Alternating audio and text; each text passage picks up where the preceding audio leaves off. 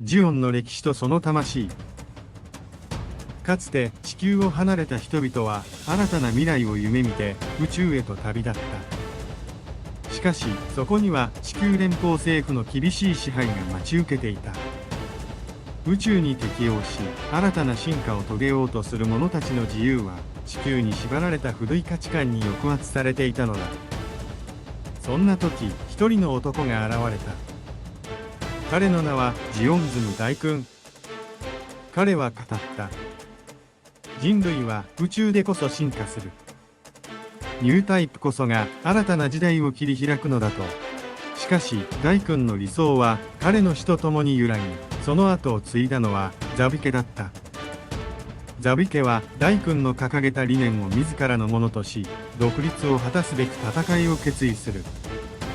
そしてついに UC0079 年宇宙世紀最大の戦乱一年戦争が勃発した。宇宙の民は我らは抑圧に屈しない。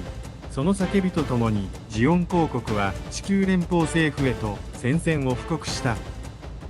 彼らはモビルスーツという新たな兵器を駆使し連邦軍を圧倒していく。開戦当初地球に降り注ぐコロニーの影はジオンの強大さを知らしめた。戦局はジオンにとって有利に見えた。彼らの戦略は優れ、兵士たちは誇りを胸に戦場をかけた。しかし戦争が長引くにつれ次第に状況は変わっていった。連邦軍もまたただ黙って敗北を受け入れるわけではなかった。彼らは V 作戦を発動しガンダムをはじめとする新型モビルスーツを投入。さらに長きにわたり鍛えられた戦術と豊富な資源を生かしソロモン・アバオアクへと攻勢をかけていった。ジオンは抵抗を続けたが戦場は徐々に連邦の手に落ちていく。ギレンザビは最後まで戦い抜こうとしたがその野望は妹のキシリアによって断たれる。やがてアバオアク陥落とともにジオン公国は終焉を迎えた。しかしジオンの名がここで消えることはなかった。敗北を喫したジオン公国。しかしその意志は残された者たちの中で燃え続けていた。一年戦争の終結から数年後、ゲラーズフリートと呼ばれるジオンの残党が立ち上がる。星のくず作戦と呼ばれる彼らの反撃はコロニー落としと核攻撃によって地球に深い爪痕を残した。それから数年、宇宙の深淵から新たな旗が翻る。ハマーン・カーンを中心とするアクシズの戦士たちがネオジオンを名乗り再び戦いを挑んだのだ。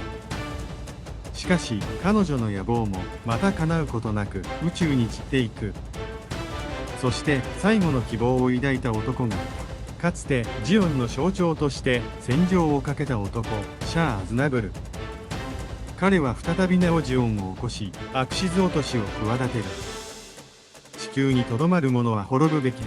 彼の信念はアムロレートの最後の戦いの果てに無賛し、ジオンの旗はまたしても失われた。戦乱が収束していく中、ジオンの名を掲げる者たちは次第に姿を消していった。